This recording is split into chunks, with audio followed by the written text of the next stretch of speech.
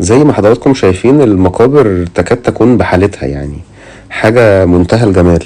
يعني طبعا اللي يهمنا احنا كمصريين الصور، هنتصور فين والصورة هتبقى عاملة ازاي. طبعا زي ما حضراتكم شايفين ممكن تاخدوا هنا صور، يعني متهيألي مش تقدروا تاخدوها في اي مكان تاني في العالم.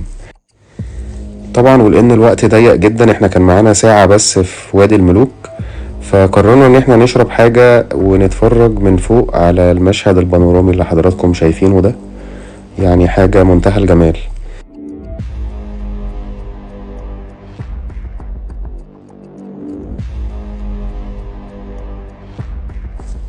طبعا هنا اتناقشت مع مستر عمرو.